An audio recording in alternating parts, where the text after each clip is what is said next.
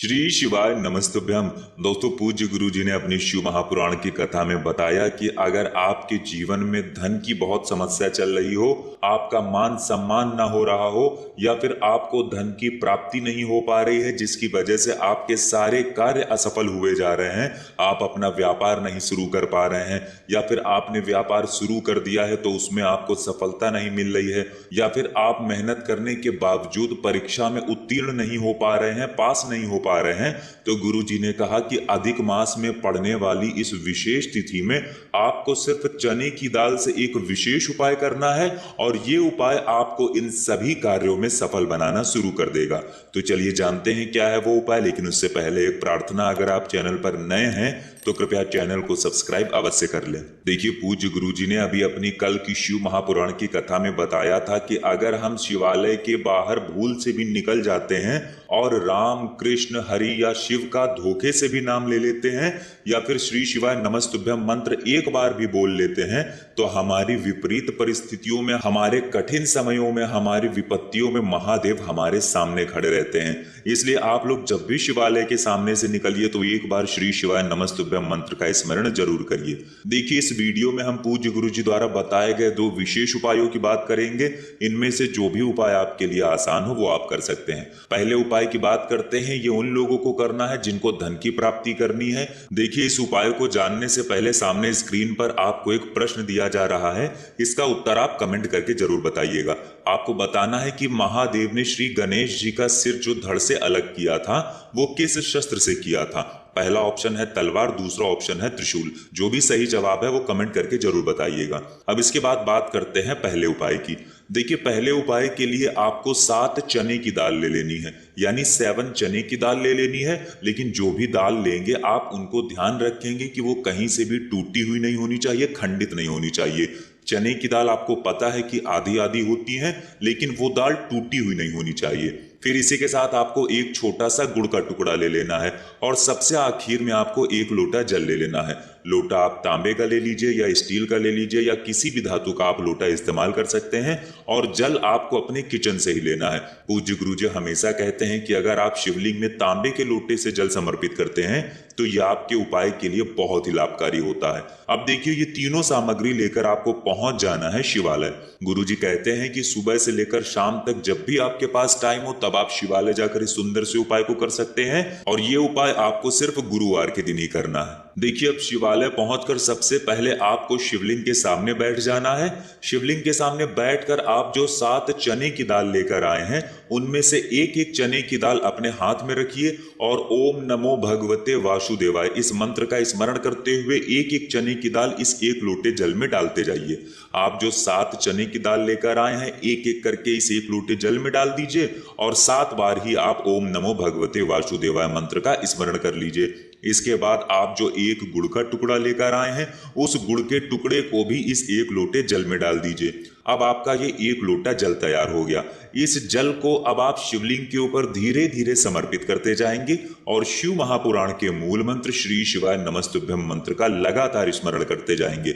गुरु जी ने कहा कि जल आपको इतने धीरे समर्पित करना है कि जल समर्पित करते करते आप कम से कम 11 बार श्री शिवाय नमस्तुभ्यम मंत्र का स्मरण कर ले, और साथ ही साथ आप कम से कम 1 बार या 2 बार बृहस्पतिश्वर महादेव के नाम का भी स्मरण कर लें। कौन से महादेव? बृहस्पतिश्वर महादेव।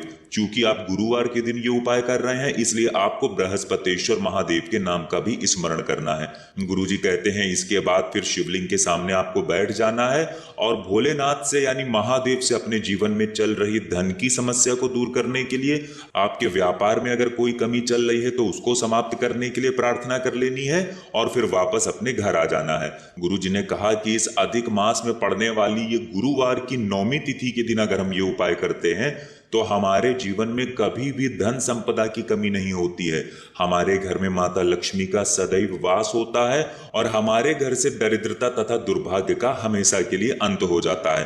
तो जिन लोगों को धन की समस्या चल रही है उनको गुरुवार के दिन ये विशेष उपाय जरूर करना चाहिए। अब इसके बाद बात करते हैं पूज्य गुरु जी द्वारा बताए गए दूसरे खास उपाय की।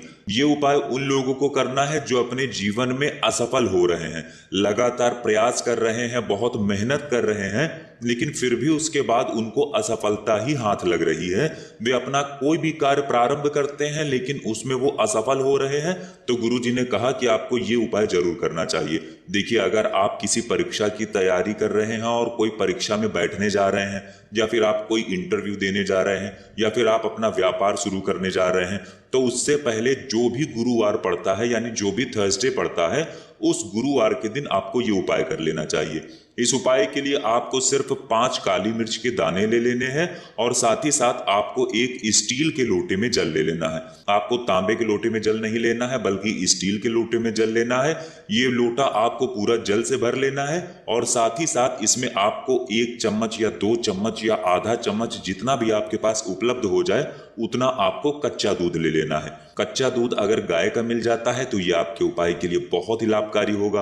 अगर गाय का कच्चा दूध नहीं मिल पाता है तो फिर आप पैकेट वाले दूध का भी इस्तेमाल कर सकते हैं। लेकिन पूज्य गुरुजी हमेशा कहते हैं कि हम लोग अगर शिवलिंग में कोई भी सामग्री समर्पित करें तो हमारी कोशिश होनी चाहिए कि वो सामग्री केमिकल वाली नहीं होनी चाहिए, शुद्ध होनी चाहिए। अब देखिए, आपने जो 5 काली मिर्च के दाने लिए हैं उनको अच्छी तरह से पीस लीजिए, यानी उनको चूरा कर लीजिए और चूरा करने के बाद इस 1 लोटे जल में डाल लीजिए। अब ये जल सबसे पहले लेकर आपको पहुंच जाना है बेलपत्र के वृक्ष के नीचे।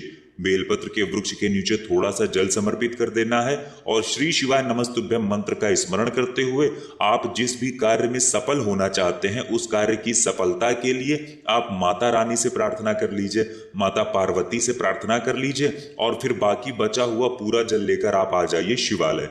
शिवालय में अब ये आधा बचा हुआ जल आपको शिवलिंग के ऊपर धीरे धीरे समर्पित करते जाना है और श्री शिवाय नमस्तुभ्यम मंत्र का फिर से स्मरण करना है और फिर से आपको अपने उसी कार्य को सफल बनाने के लिए प्रार्थना कर लेनी है। अभी आपने जो इच्छा बेलपत्र के वृक्ष के नीचे कही है, वही इच्छा यानी वही मनोकामना आपको शिवलिंग के सामने भी बोल देनी है और महादेव से प्रार्थना कर लेनी है कि हे मेरे महादेव, मैं इस कार्य को करने के लिए जा रहा हूं, आप खुश होइए, मुझ पर कृपा करिए और मुझे इस कार्य में सफलता दिलाने की दया करिए। आप महादेव से कुछ ऐसी प्रार्थना करते हुए फिर बाद में वापस अपने घर आ जाइए। गुरुजी ने कहा कि अगर आप अपना कोई भी कार्य शुरू करने जा रहे हैं और आप अपना कार्य शुरू करने से पहले किसी भी गुरुवार के दिन ये उपाय कर लेते हैं तो यकीन मानिए आप उस कार्य में जरूर सफल होंगे। इसी के साथ पूज्य गुरुजी ने कहा कि अधिक मास में हमें किसी भी दिन 33 पुओं का दान जरूर देना चाहिए। देखिए, 33 पुओं का दान देने से हमारे बहुत से ऐसे दुर्भाग्य होते हैं जो दूर हो जाते हैं। हमने अगर किसी गुरुजन के यहाँ, किसी साधु सन्यासी के यहाँ भोजन कर लिया है, या फिर किसी ने अपनी बेटियों के यहाँ भोजन कर लिया है, या फिर कोई भी सूतक में गलत कार्य हो गया है, कुछ ऐसा कार्य हो गया है जो अनुचित है, तो पूज्य गुरुजी ने कहा कि सिर्फ इन 33 पुओं को दान करने से हमारी इन सारी परेशानियों से हमें मुक्ति मिल जाती है और महादेव की कृपा हमें प्राप्त हो जाती है। इसलिए आपको ध्यान रखना है कि इस अधिक मास में किसी भी दिन आप 33 पुओं का दान जरूर करिएगा। 33 यानी 33। तो दोस्तों, ये थे पूज्य गुरुजी द्वारा बताए गए 2 बहुत ही खास उपाय और कुछ विशेष जानकारी। अगर आपको जानकारी अच्छी लगी हो तो वीडियो लाइक करिएगा। मिलते हैं फिर एक नए वीडियो के साथ। श्री शिवाय नमस्तुभ्यम।